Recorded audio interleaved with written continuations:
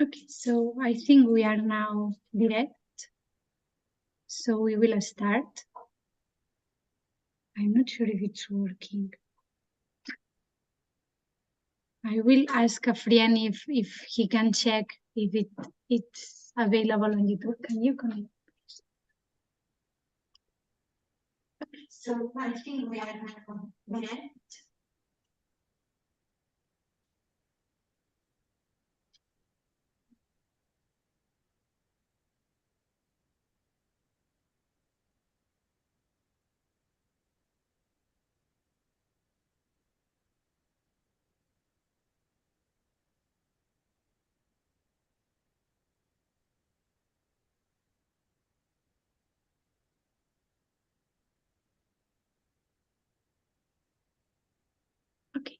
Okay, so we will start.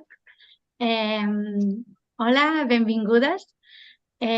Aquesta és la primera taula rodona de FEM Ciència, un projecte de la societat catalana que té com a idea mostrar diferents dones que treballin en la història de la ciència, sociologia de la ciència i filosofia de la ciència. Aquesta primera taula rodona tractarà sobre cultura material. I aquesta primera taula rodona tractarà sobre cultura material i serà en anglès, per tant ara passarem a l'anglès. Si hi ha qualsevol persona que tingui qualsevol pregunta, la pot fer en qualsevol idioma que entenguem les persones que estem aquí, que són català, castellà, anglès, turc, italià i persa. I potser després portuguès. Per tant, començarem ara mateix. So, welcome everyone. This is the first roundtable of FEM Ciència. Today we will be talking about material culture. And here, for the moment, we are Anna Giatti, Fatemeh Ahmadi, and Gaye Danışan. And probably a little bit more late, we'll connect Marta Lourenço. And we will be talking about material culture. We structure the roundtable in different blocks. The first block, we will introduce ourselves. And then we will talk, the first block is about scientific instrument and women. And we will talk on how can we apply the gender perspective in scientific instrument studies. In the third block, we will talk about conservation and research related with instruments. And the last block, we will be talking about communication and how can we democratizing the scientific instrument in the popular culture. So each block will have a duration of less than 30 minutes, like between 20 and 30 minutes. And if you have any question, you can ask the question in the chat in YouTube. And then we will try to answer the question. You can ask the question in English, but also in Catalan, Spanish, Italian, Turkish, and Persian. And we are really happy to be here. We are a little bit nervous, but we hope that everything will be fine. So we will start introducing ourselves. So I will start first for breaking the ice. So my name is Mar Rivera. I study physics, and then I study a master in history of science and science communication. And when I was in my first year of the master, I started this project of FEM Ciència as part of the trainership or practicum. And now I did like 2 seasons, so this is the third one. And I'm really happy with this project because I really try to make like a network of women around the world who work on history of science. And I think that it's really positive to have like this kind of a space where we can talk about our research or our things or whatever. So that's all. And my favorite instrument nowadays, I have 2.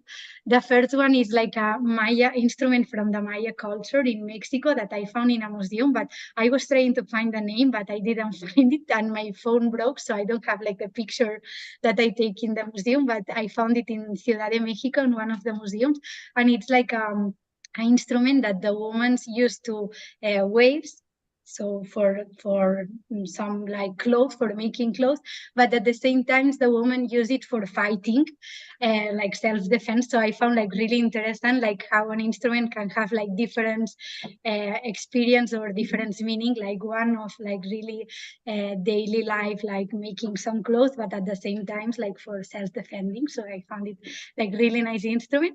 And the second one, it's because now I was in Turkey with Gaye, and I felt like more connected maybe with astrolabe and especially Volves. And I found like really interesting how like this kind of paper instrument can give a lot of information about astromedicine or human behavior or agriculture. So I found like really, really interesting. So Gaye, if you want to introduce yourself. Yes, thank you very much, Mara. Thank you for this round table. And of course, my name is Gaye, and I am assistant professor at the Department of the History of Science in the Turkey in the Istanbul University. I completed my undergraduate and master's degree at the Department of Astronomy and Space Sciences at the Istanbul University again. Afterwards, I decided to pursue my doctorate in the field of history of astronomy. So my doctoral journey began at the same university, but in a different department, which I am working here now. In the history of science department, and the topic of my doctoral thesis was nautical astronomy and astronomical instruments in the Ottoman Empire during the 16th century. Honestly, I thoroughly enjoyed researching this topic. It was a delightful process for me, and in fact, my ongoing work still intersects with this subject from time to time. And the thesis topic also served as an inspiration for my work on portable astronomical instruments. And I continued researching portable astronomical instruments through my postdoctoral research in the History of Science Museum in Oxford between 2017 and 2018. And during this period, I developed a keen interest in the subject of paper instruments, which take my attention. The reason for this was encountering an Ottoman volva in perpetual calendar within the collection of the BNF during that period. And the idea intrigued me so much that during that period, I applied for a scholarship from the Scientific Instrument Commission, which is regularly offered by the committee. And I had a grant. The project title was Paper Instruments in History of Ottoman Astronomy. And they supported this idea, and it encouraged me. And after completing that project, I embarked on another one focusing on Ottoman calendars. And currently, I am involved in a new project about the portable astronomical instruments. And thanks to these projects, because we have identified 9 Ottoman volvas, considering that each volva was not reproduced throughout the printing, we can say that this number is quite significant for us. So therefore, my current favorite scientific instruments are Ottoman volvas, of course. Thank you. Okay, thank you, Gaye. So I don't know, maybe Anna, can you introduce yourself? Yes, sure. I'm happy to introduce myself. But first of all, I would say thank you to Ma for organizing this roundtable and all the project because it's a really good project in my opinion. So my name is Anna. I am the curator of Historical Physics Cabinet at the Fondazione Scienza Tecnica in Florence, and I am an Italian accredited restorer of scientific instruments. My interests include the study of the materials and techniques used in the construction of scientific instruments, the history of scientific experimental practice, preventive conservation, cataloging, and the popularization of scientific culture. I have had the privilege of working for the SAID with Paolo Brenni. who was for me a master, a mentor, a fraternal friend. Today, on the second anniversary of his death, I want to pay tribute to his memory. And regarding preferred instrument, in these days, together with two colleagues, we are beginning the restoration treatment of a really peculiar metal celestial globe, which is therefore at the center of my thoughts at the moment. It is a globe made by Erhard Weigel in Vienna, Germany, at the end of the 17th century. The constellations are wrought into the copper sheet in relief, colored and represented not with the usual symbolism, but with the author's original system of heraldic figures. The brighter stars of the sky are pierced with small holes so that the light that passes through them reproduces the starry sky. It's a really peculiar globe. I would like to speak about them in the future after the restoration treatment. Thank you, Anna. And Fatemeh? Hi everybody, and thank you for inviting me to this table. Nice to meet you. Actually, my name is Fatemeh Ahmadi. I have graduated in museology for bachelor and art research for master. All of them in Iran. Just in Iran, I have graduated.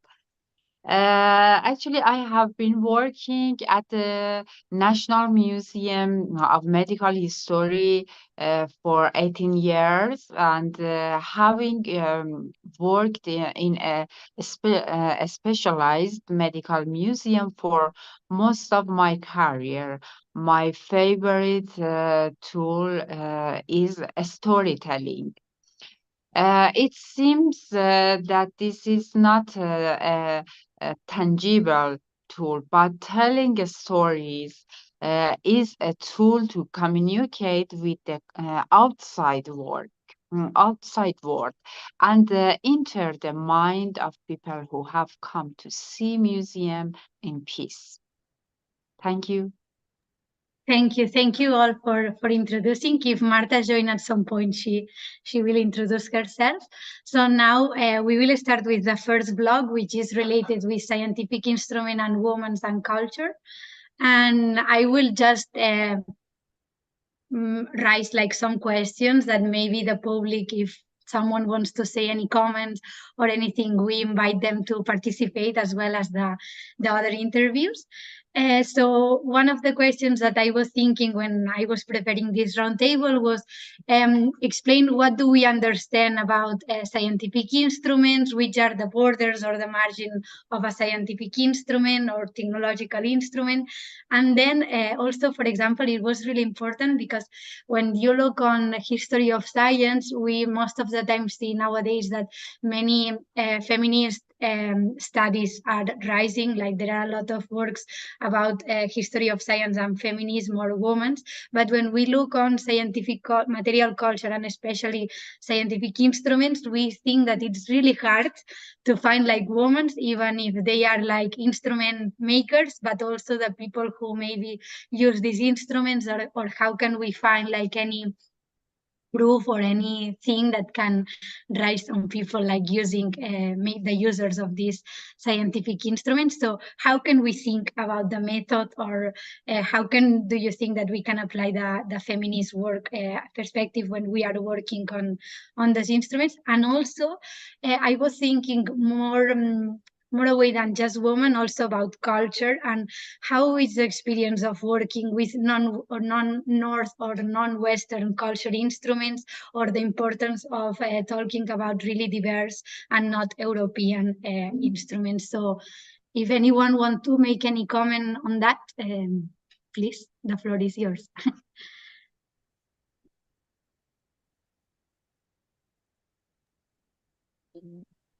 Maybe I can start Okay. if you want. Nice.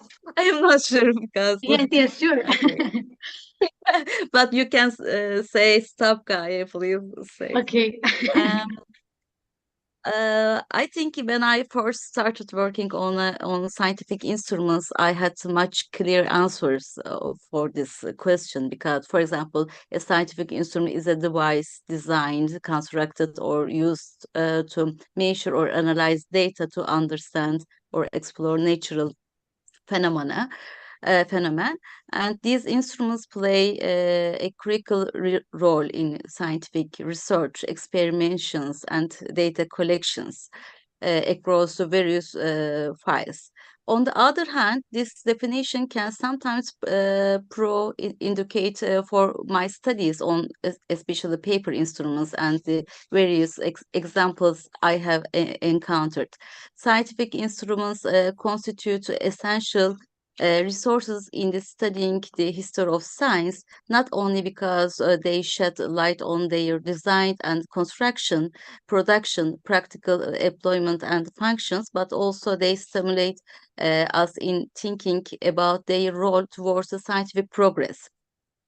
And in recent decades, the scientific instruments in museums, libraries, and various collections have become a treasure trove for historians of science, and their research with increasing interest in material culture within history of science. But again, this is an open question, I think, because of the history of science, the method of history of science start to change again and again, and maybe because of that, every time we should think about scientific instrument, what is it?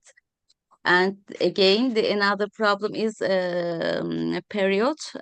So if we are thinking about the early modern, maybe we can tell something about the scientific instruments. But if we start to think about after 20th century, it can be more complicated. So we should think about it, I think. And because of that, maybe after 20th century, maybe we can start to think about gender perspective, especially. And maybe there are some kind of basis about in the documentation or using instruments, scientific instruments, uh, and especially intersectionality is another topic maybe. For example, recognize the intersectionality of gender with other aspects of identity, such as race, ethnic, class, and sexuality, and investigate how these intersecting factors may have shaped the experience of individuals involved with scientific instruments, I think. And for your other question, experience on working with non-North or Western culture instruments, maybe I can say something about my research because this is clearly highlighted for me in the case of Ottoman paper instruments, because exploring this topic is enjoyable yet equally challenging. The primary reason is that paper instruments is question have never been studied before for the Ottoman case. The commonly studied examples of paper instruments belong to Europe, and therefore research methods and historical contexts are often developed and explained within the European framework. And in contrast, I have found examples are paper instruments designed for use within Ottoman calendars, and we still have very limited knowledge in this regard. However, it is safe to say that these instruments were explicitly designed for practical use for the Ottoman society. Therefore, we observe traces reflecting Ottoman culture. In this case, any research method and explanation applied to European vulvas do not necessarily find a counterpart in Ottoman vulvas.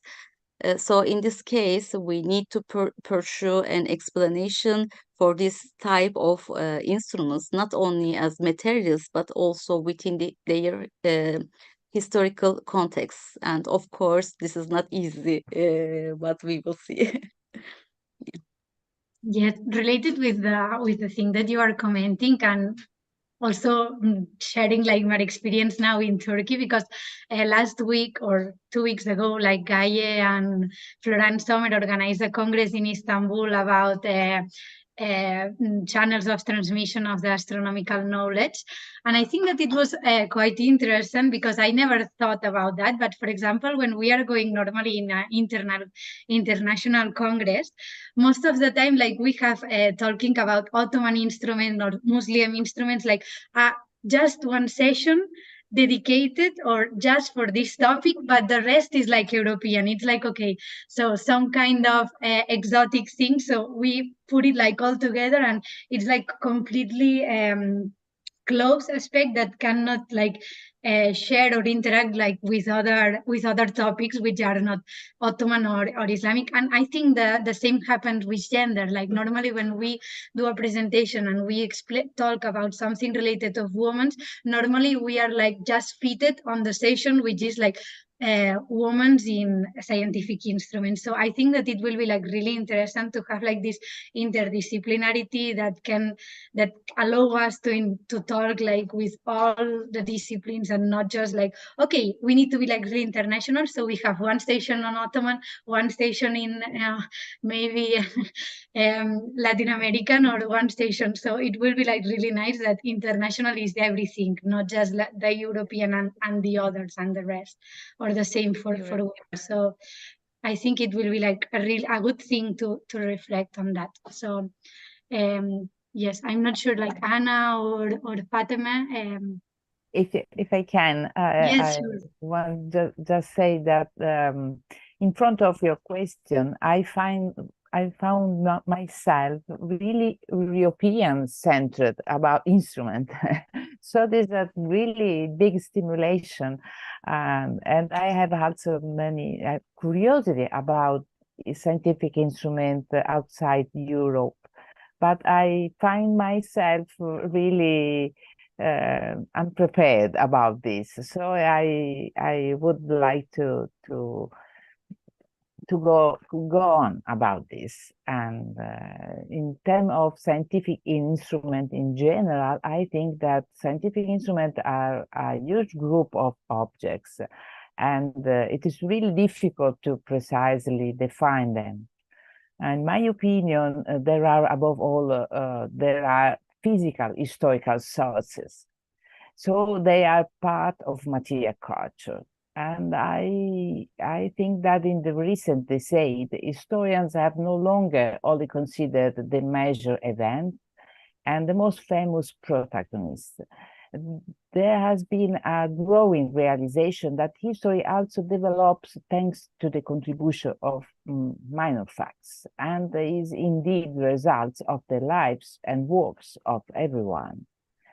In my opinion, broadening the mind and studies in this sense has allowed material culture to emerge as important too, and not to the detriment of, but rather alongside and in mutual enrichment with theoretical studies. By the same token, it will increasingly possible to appreciate the importance of the contribution of everyone, men and women, European and non-European, white people and non-white. Knowing and valuing the work of lesser-known personalities is important. It allows us to understand that science is also a badge to be won through collaborative work. Women have also made important, told so far lesser-known contribution to the history of science. Giving them a voice also serves to make us, the women of the 21st century, more credible and more heard. I still feel less listening to than male colleagues who are perceived as more authoritative, especially by the other men. Yes, totally agree. And what do you feel about that, Fatemeh? Do you think it's the same in Iran? Actually, I think that cultural work can basically be feminine. I don't mean that only women can perform it. In my opinion, women can be good narrators for scientific stories. Actually, women are more patient in narrating and telling stories, especially with children and museum audiences. For example, the skull of the 13 years old girl that we have it's in our museum, which in the first operated skull in the world, in an object whose stories must be told very patiently and carefully. If a part of the story is forgotten, actually, the man mostly forgotten some object or stories. Um, uh, Actually, if a part of the story is forgotten, the audience cannot make a historical and cultural connection with it, because it is inherently difficult for people to understand science. But with the help the narration, it is easier to transmit the message. This skull and many other objects in our museum can help to understand life of the women during their period. In the other hand, I saw traces of Iranian medical history in every country that I have visited. As a curator, have no insistence on returning the works to my country for the moment. Thank you. Okay, yes.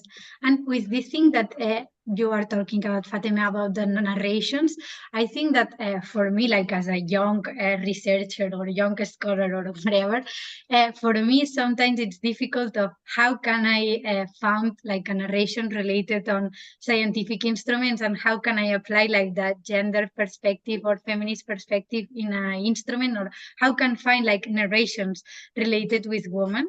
And I think that for me it will be like really nice if I don't know, like if maybe we can do like some kind of workshop or some place or some how we can like work with more tactical knowledge, and maybe like work more on the how the instrument works, and then maybe like working with the instrument maybe helps us to understand like which role can have the women with related with these instruments. Because sometimes now when we study instruments, sometimes not, but most of the times we are just observing maybe the instrument, but not we are not using it, or no, we are not thinking on that. So I think it will be like really, for me it's like really important thing, because it's a question that I really think a lot about, how can I apply the feminist perspective in scientific instruments, and for me it's really really hard to answer to that. And another thing that maybe it's more related with the second block, which is conservation and research on scientific instrument. For me, it was a good idea, or I was thinking and on the different backgrounds of all of you. And I would like to have like a kind of dialogue between for example, Gaye, who is a researcher on scientific instrument, and maybe Anna and Fatemeh, who are curators, and how sometimes, for example, the researchers feel that doesn't have access to these instruments, or how the curators can help the researchers to have like the instruments like more available for study, but at the same time is a problem for the conservation. So how can we create some kind of dialogue, or like more not so differentiated about the curator work and the research work, so some kind of like more interdisciplinary.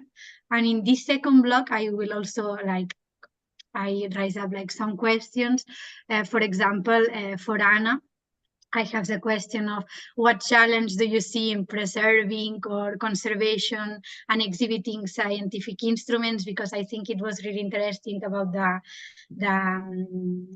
when in your interview, I found like really interesting like this part. So maybe you can explain a little bit more about the importance of conservation. Oh, yes.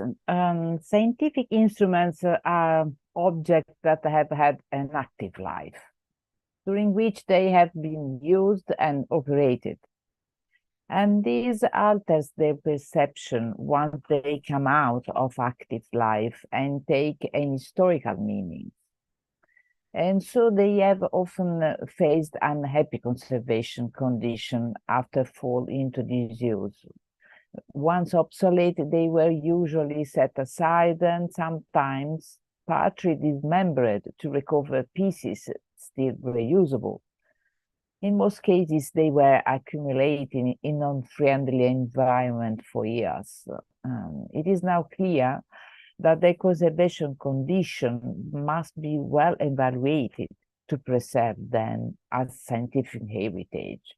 But these face both cultural and material obstacles, especially if we consider that the more recent scientific heritage, that dating back to the 19th century and even more so to the last century, the large number of objects that often form scientific and technological collection is a fact that needs to be taken into great consideration. This is also why preventive conservation, in my opinion, is a very useful and effective strategy. Various measures have been taken also at the European level to promote the use of preventive action in order to avoid deterioration and restoration treatments, because restoration are always invasive to the object, are often costly, can be only concern a few objects, and generally are less sustainable than preventive actions. So I encourage every conservator to adopt tools and strategy to minimize aging and degradation by optimizing the environmental condition of display and storage. Preventive conservation is the right key for the future conservation, I think. Mm-hmm. Can you explain maybe a little bit what is like the preventive conservation, or how can we, I don't know, maybe, or Fatemeh, do you in your museum, do you like do this kind of work, like preventive conservation?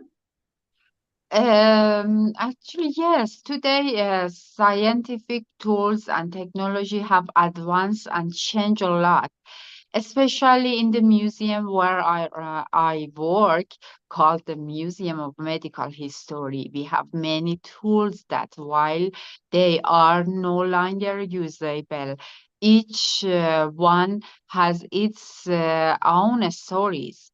As a third world country, many of the tools we have in our museum may have entered Iran years after being used in your countries, Western countries, especially Europe and America, and actually Turkish. I visited lots of museum in Istanbul and the other cities. They are very amazing museum, actually.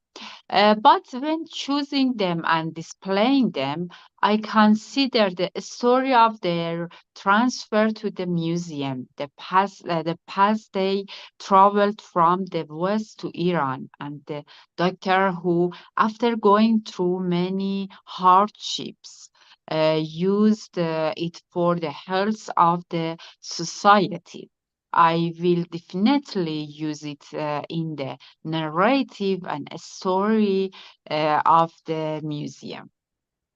Mm-hmm.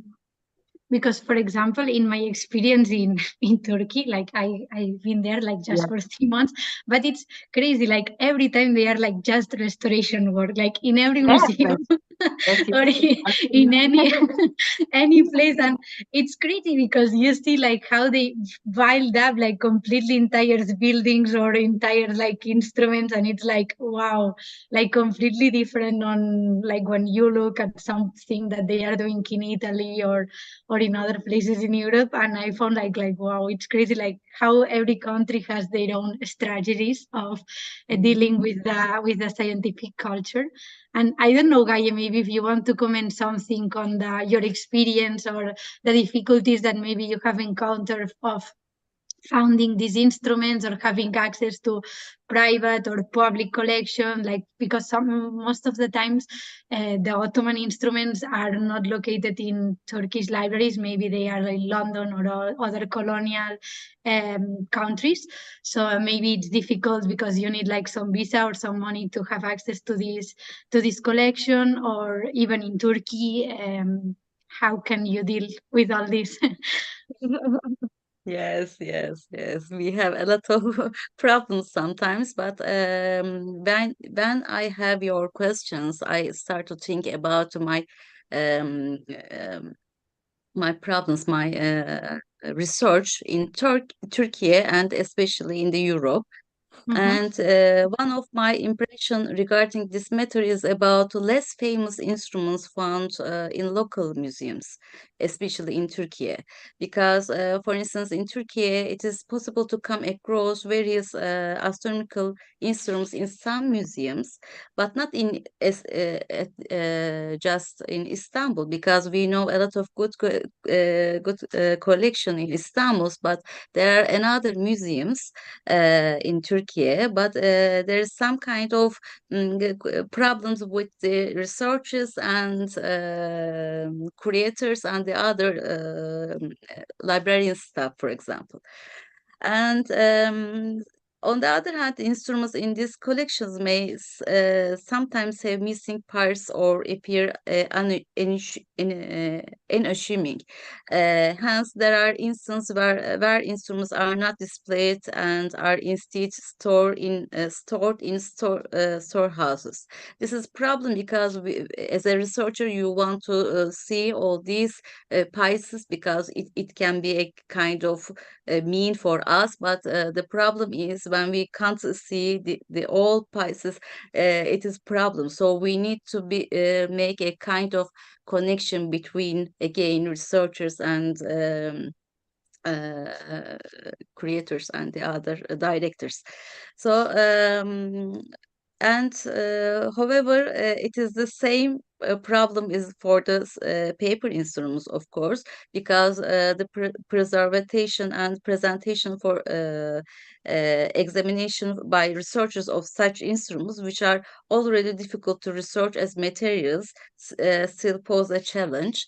And we can't find every time any clues about the paper instruments from everywhere. So we have to check all the manuscripts or other things. So we need to attract people about especially Ottoman vulvas. So when they realize there is a kind of valuable things, so they can make some kind of digital or conservations. And every day we have more and more scientific instruments in Turkey, especially for the Ottoman case, and which needs to be conserved or displayed in museums. But when I think about the strategy, what we should follow, again, I think the problem is our perspective about the scientific instruments is shaped by the changing methods and approach in the historiography of science. So in this regard, there may not be a single answer to question of which scientific instruments should be exhibited, as they can be considered as a primary sources from various perspective, such as technical, artistic, or practical applications, or how should method be applied when exhibiting them. Again, the problem is we need collaboration. And about the European side, when as a Turkish scholar, it is a kind of some kind of challenges. For example, limited accessibility is a big problem for us. Especially, I wish, for example, when I want to work on the Ottoman instruments, I wish I can reach really easily, because of not only for the for example, for the economical size and the other things, but some libraries start to open access process. It is very useful, but the problem is about, again, Ottoman wallas, because they need to show all levels. But if you don't have any knowledge about it, or any illustration, this is another problem, because you can see, yes, there is a Ottoman wall in there, but you can't make any comment about the technical side. So this is something as a researcher, of course. Yes, I think that there are like really a lot of topics that need to be like really handled, like and talk with a lot our other colleagues, because I think that when we like sit together, like maybe a researcher and a curator, like maybe many things can be done, or you give some ideas to the others, and vice versa. So I don't know, the last blog that I would like to talk is about communication, because next week we will have another roundtable with other women, and we will be talking about how can we communicate the history of science, and this last part is a little bit related also with the other roundtable, which will be in Catalan. But I think it's really important to think which strategy can we follow to make the people believe that the scientific heritage is also part of the popular culture. So they need to find like this heritage attractive. So how can we do it to make like this heritage attractive? Maybe with museums, how can we display these instruments in the museums? For me, it's like really interesting, because now we are not all of us. Sophie and Marta are missing, but for example, Anna has some experience in YouTube videos with Paolo Breni, which they do like the demonstration of some of the like really well-known instruments in scientific instruments. And for me, when I was studying and I was looking like these videos, I was like, wow, I really want to touch it, and someday like make like learn how it works, or even touch, or like seen like really close like these instruments. For example, Sophie, that it's not now here, for her, she's really important for the communication work. She works about daily life technologies. So she thinks that to make more attractive for the public, it's really important to talk about daily things, like maybe household technologies, maybe kitchen, maybe like the telephone, or maybe the colors that are present in a house.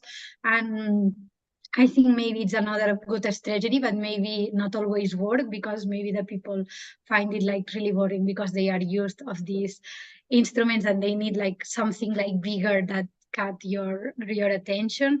And or maybe, I don't know, in Iran you are using like really local instruments, or objects that are found in just in your country.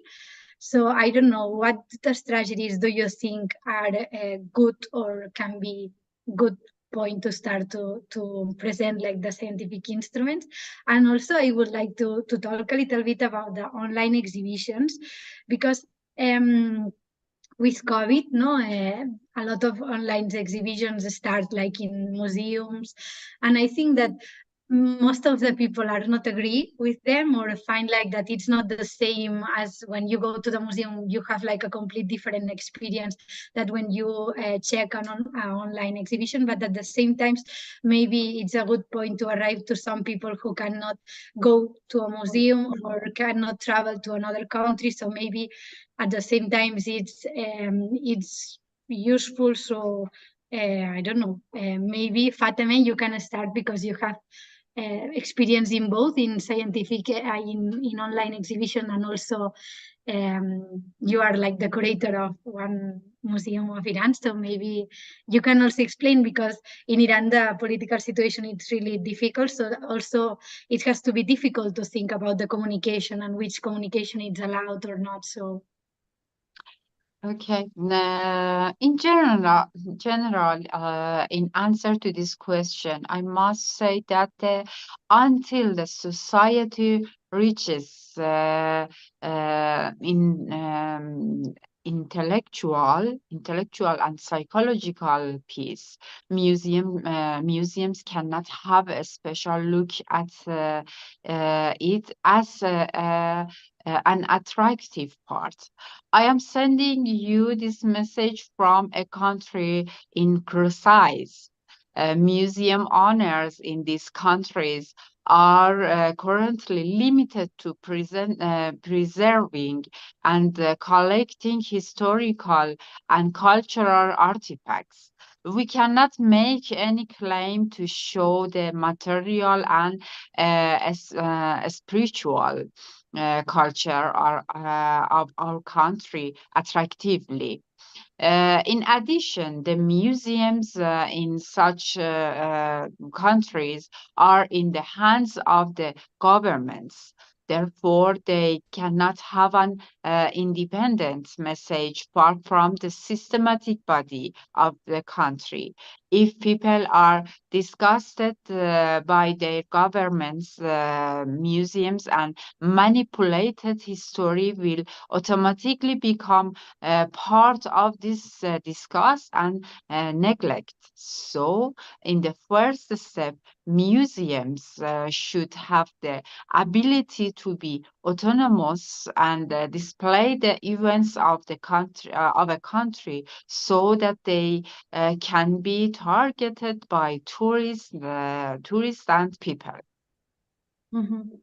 Thank you very much for this comment. I think that you are like really brave of saying all of this in this roundtable. I really appreciate it, and I hope that this like this initiative of FEM Ciència give you like some voice, because sometimes like it's difficult to stay in touch with some Iranian colleagues. So I think thank you. So I'm not sure, like Anna or Gaye, maybe you want to say something about how can you communicate. Can I? Yeah, sure. Okay. So I noticed that here in Italy, but maybe not only in Italy, generally cultural heritage is identified with the heritage of workers' art. The public, as well as many experts in the field of conservation here in Italy, must have opportunities to understand that historical scientific heritage also has great cultural value.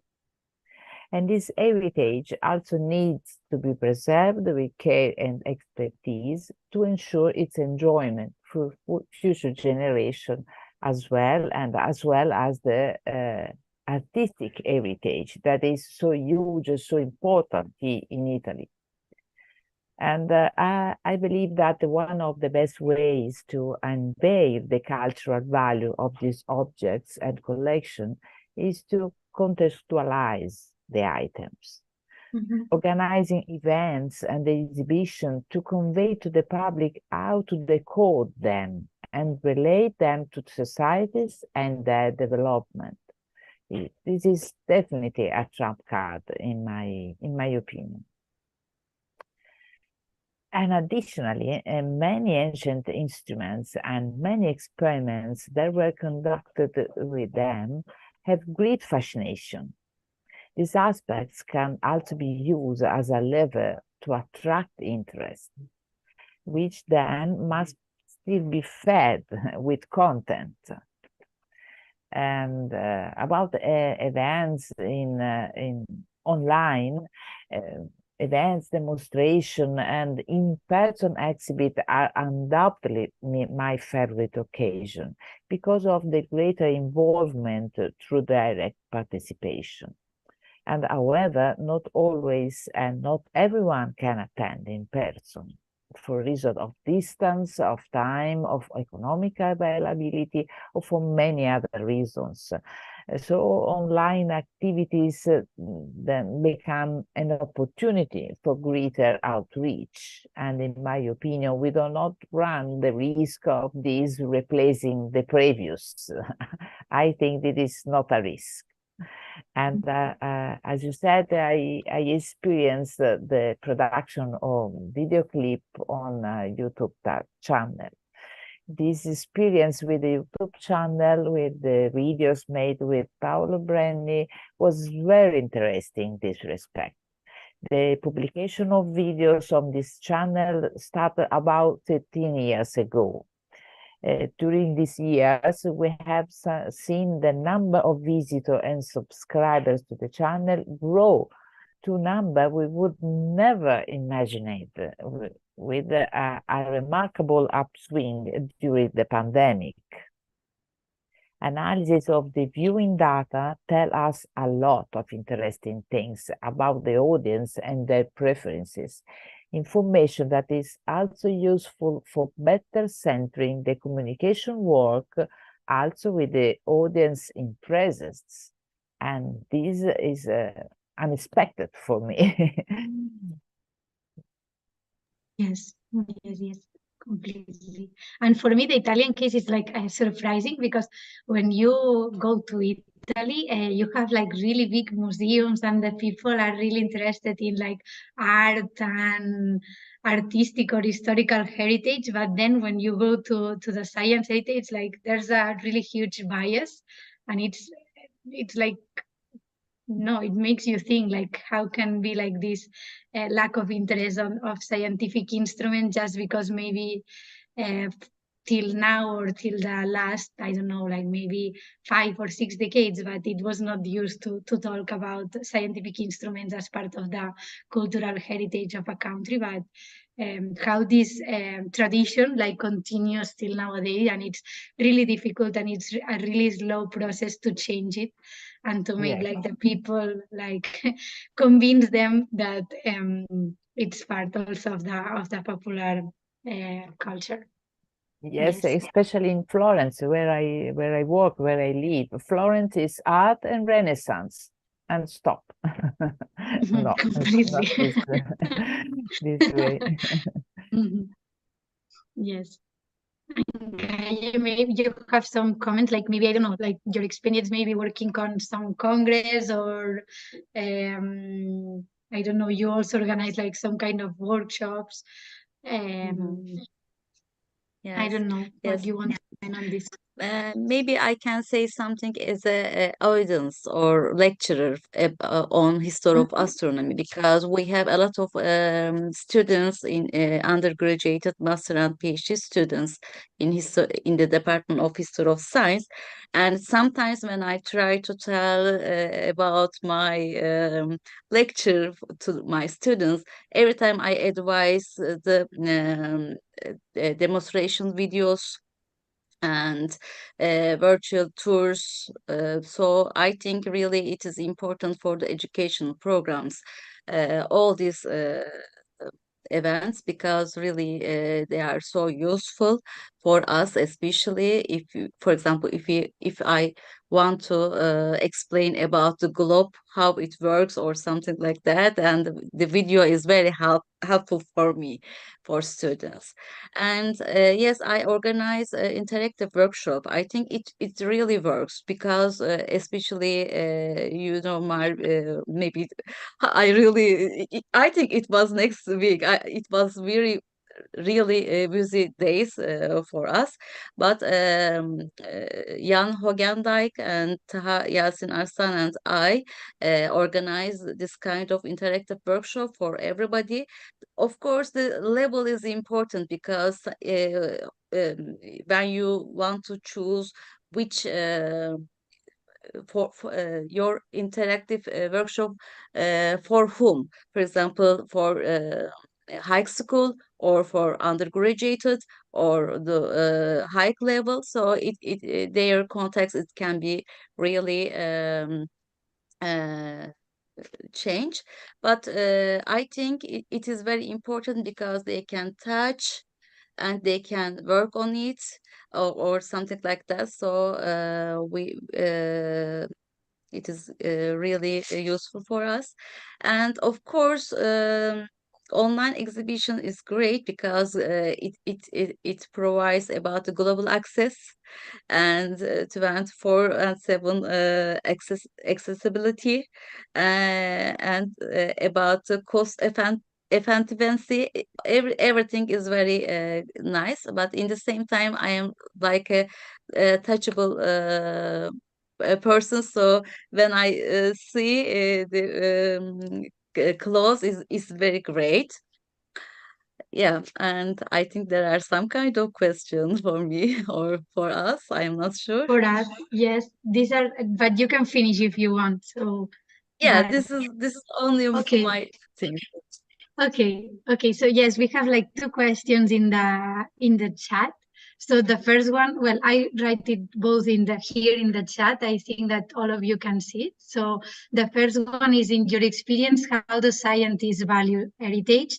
And have you experienced example of collection lost or undervalued due to the lack of interest by scientists or institutions' responsibilities?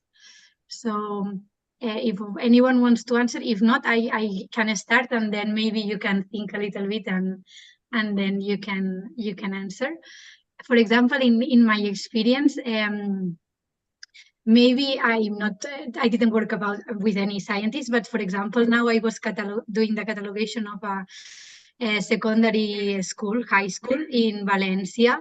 And there are like a lot of scientific instruments, and I found like the lack of interest of the professionals working on the high school. Like maybe just one teacher was interested, like in helping. Carmela is the name of this teacher. She helps a lot, and she tries to do everything that she can. But everyone in the high school was like, "Oh, you are here just for cleaning, and please take all the things out of here." And it's like, come on, you have like instruments maybe from the 2 centuries ago, or you have like instruments with a lot of history during the Spanish Civil War. So there are like a lot of value instruments, not just about the heritage, but also can help us to understand maybe the teaching experience during that period, or how can they were used, or how the didactics works on a period of time. So I found like really difficult to try to convince like even the teachers nowadays that this is part of the heritage, of both like educational but also scientific heritage, and it's important to know that we have it, and how can we deal it with it. And there was like a lack of interest. And also, as my experience, maybe when I was studying physics, well, the person who is asking the question is Emma Salén, who was also working in the Faculty of Physics in the University of Barcelona. So she will know best than me, but for me as a student, I don't have like any experience related with instruments or historical instruments. Maybe just one or two laboratories, but you just reproduce like the things that the papers tell to you, but you never think about, oh, what is this machine or this artifact doing, or even applying like a historical approach. So I think, at least for my experience, it's sometimes really hard. And a lot of scientists, I think, in my opinion, that they just see like the history or the material culture as annex, like the importance is the science, and then it's okay, it's like a curious fact that can be added, but they don't believe that it's at the same level of importance, or don't need to be studied as much as the science itself. So for me, this would be like my reflection. So I don't know if any of you want to add something. Maybe you have like more experience than me, that's for sure. So if you want to answer, maybe if not in your, I don't know, everyone wants to say something? I would like would say that I completely agree with you. Unfortunately, it's really often we found teacher in the school. Many schools in Italy have scientific collection, and most of these collections are completely abandoned. And it's really difficult to light off the interest of the teachers. And most of all, there is one person, one teacher that is really interested, but this is a danger for the collection, because if just one is interested and is working with this collection, at the moment that he or she will go another school or retired, the collection is in danger because it's completely alone. And also in the university, here in Italy, there are many scientific collections, especially from the 19th century. And I can see different behavior in front of this collection. Many consider the instruments just a curiosity, as you said, a curiosity, but nothing to be to learn or to know better. Sometimes during the last years of work, or after, when the professor are retired, the interest became more strong, because the objects are related with an ancient time, a previous time when they were more active in the research. So it's a kind of memory, of personal memory. They don't are able to recognize the historical value, and they consider the objects that's just related with a proper memory of the life, I think. Yes, and I also, when someone want to add something else, if not, I also want to point out something. Gaye or Fatemeh, no? Okay, so for me, it's also another thing that now I was thinking on. It's I found that it has been like a recent, or maybe not recent, but now I just started thinking about this issue, that when you go to a congress and you talk about with some historian of science, there's a kind of difference or rivalry or superiority between the people who study science, like me, and then we move to the discipline of history of science, from someone who study history and then continue with history of science, or sociology, or maybe museology, or not a scientific career. And somehow I can see there like a little bit like this authority of science, that the people who comes from science, like physics or mathematics or biology, or like this hard science, normally they have like they believe themselves that they are more able to do proper history of science. And recently I found like a lot of people who maybe in the past work as maybe, I don't know, astronomer, and now they are doing history of astronomy. And when you talk to them, it's like, oh yes, because because you are physicists. So I think that only you and me, or the people who come from science, can do proper history of science, because before it was not correct. So I think that somehow the authority of science, it's also like gaining path or ground, like in the history of science. And I think that it's really important to be careful with that. And I think that it's really important that our field, it's really interdisciplinarity.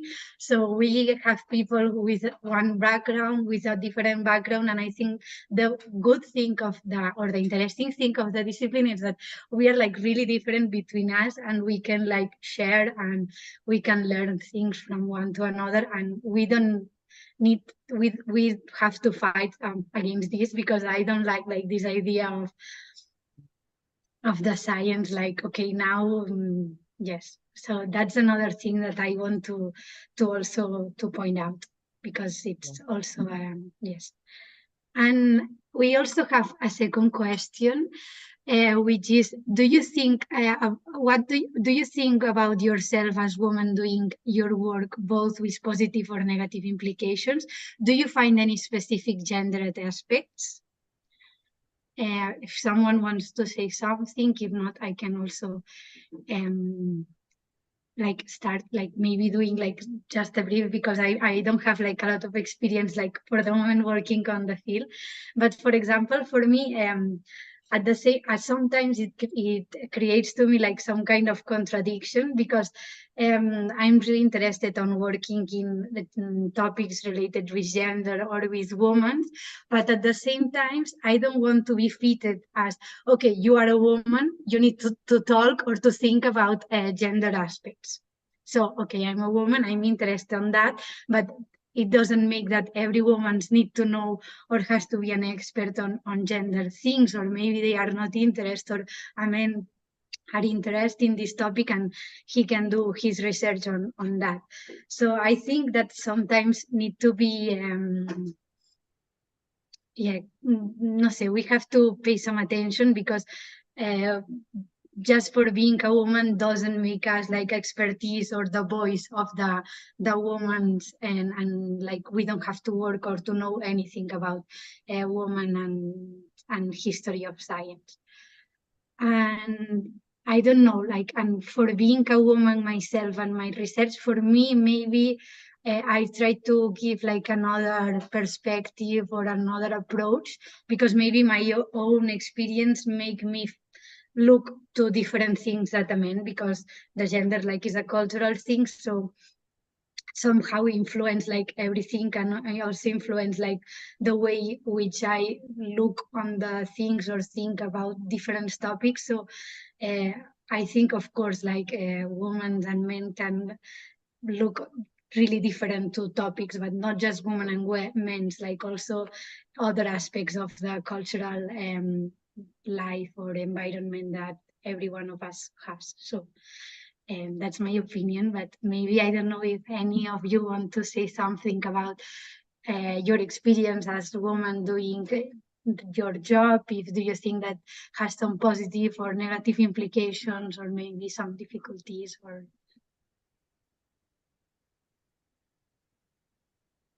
no? Okay, no, it's okay. We can leave it like that. So I think that there are like no more questions. So, and we have been like more than 1 hour. So I was thinking for the final remarks, to make like some final remarks, everyone in each their own language, because I think that it's important to also like promote the science in different languages, not just in English. So maybe it's more comfortable for all of us to say like one final remark or thought, or maybe just say thank you or whatever you want. So if it's okay for you, we can do like a final round. If there are any questions, please, you can ask in the chat. I think that we are talking with a little bit of delay, so maybe after the remarks, I will check again if there are any new questions. But for the moment, if it's okay for you, maybe you can do like a final remark in your own language, because I think in YouTube it's possible to put like automatic subtitles, so the people can translate automatically, and maybe it's better for us. So I don't know if any one of you want to be the first breaking the ice with these final remarks of this roundtable.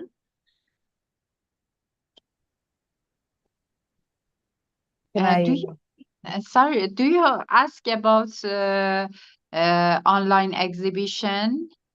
Do yes. You have?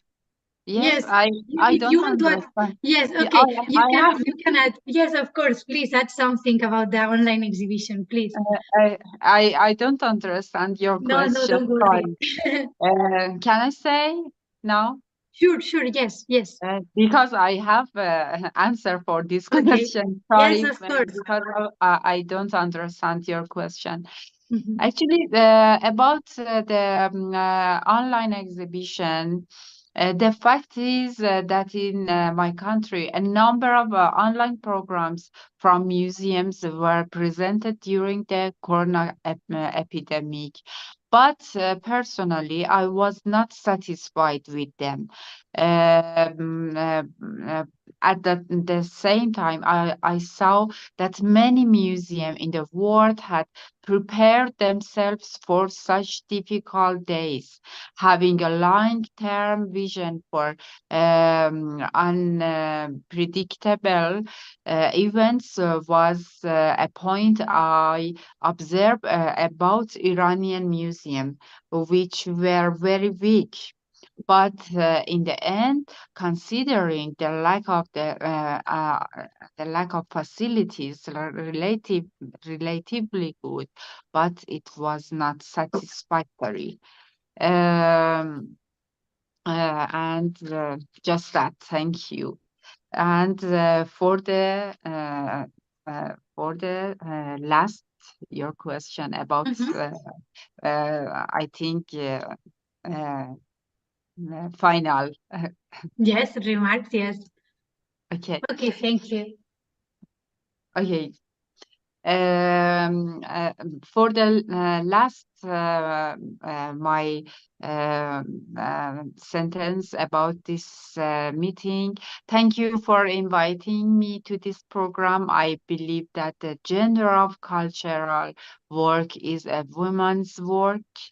If women play an important role from the idea to the implementation of cultural activities, we can hope that a country will move towards improving the situation and peace. In my opinion, women should be a captain of this great ship. Thank you. Thank you, Fatemeh.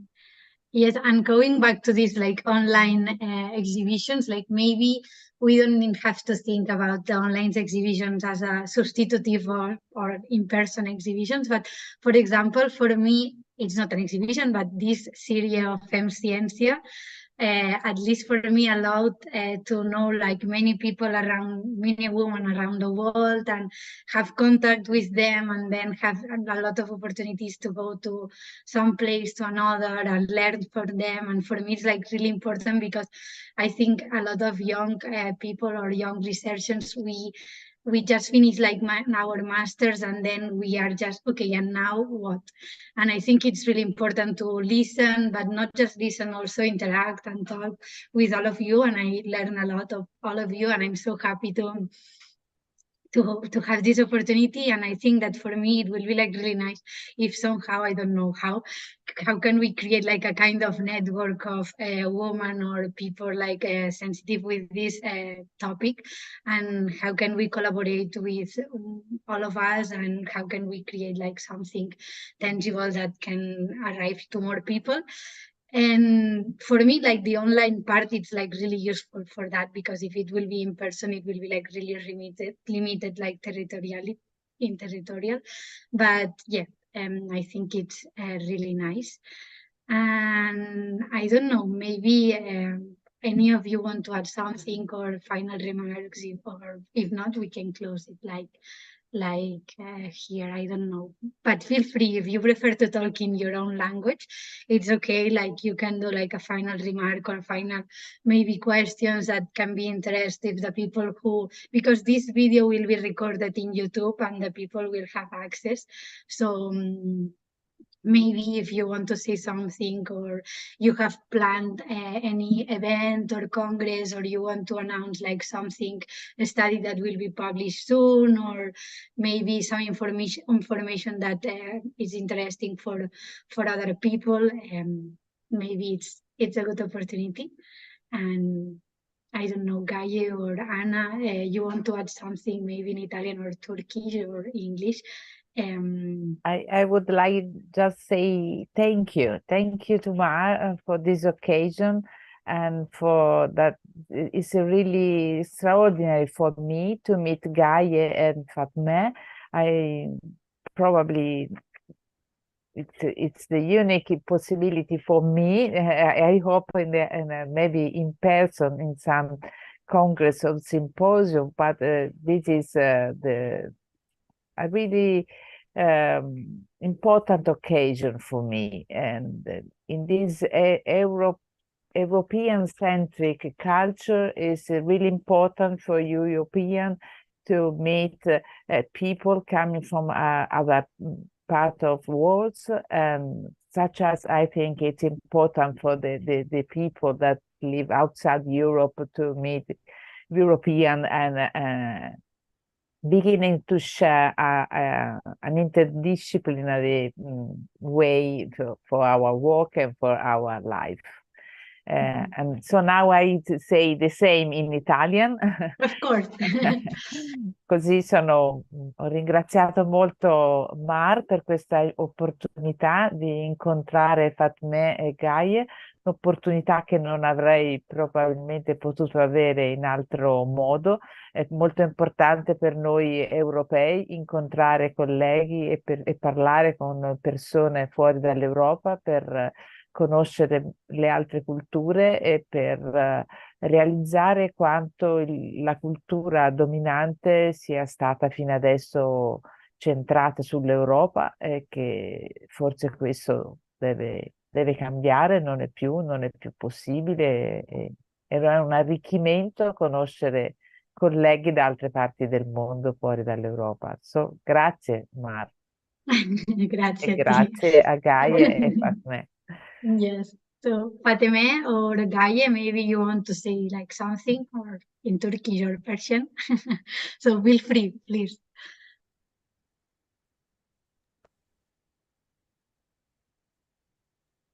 Okay, I will try something in Okay. English, but I think I can say more in Turkish. Of I am course. so sorry. Yes. And of course, I'm so happy to be together, and I am so glad to meet with Anna and Fatemeh. And thank you very much, really, Mar, because last week you work together with us, and now you designed and organized this roundtable, and it was really a pleasure for me.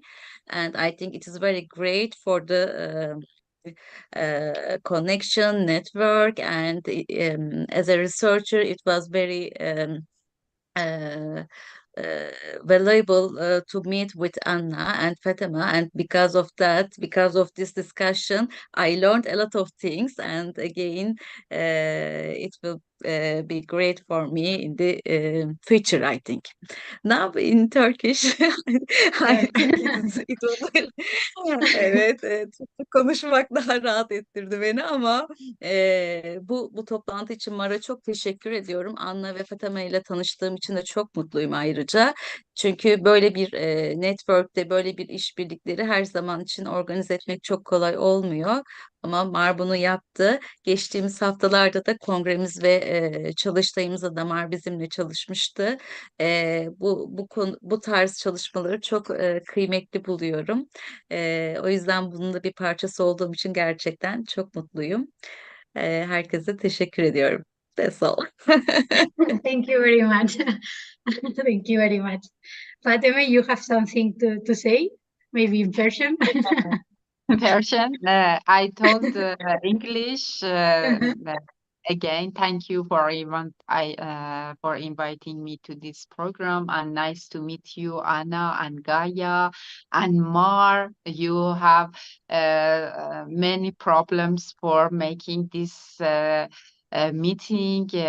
Thank you very much, and I hope you will successful in this project. And in Persian language, سپاسگزاری میکنم از برگزاری این جلسه. من به قدرت زنان اعتقاد بسیاری دارم. مطمئن هستم که در آینده نه چندان دور زنان در جهان تحولات بسیاری رو در زمینه فرهنگ فراهم می‌کنند. این کشتی بزرگ فقط به وسیله و اراده محکم زنان به جلو خواهد رفت. به خاطر جنگی که ما الان در ایران داریم بسیار معتقدم به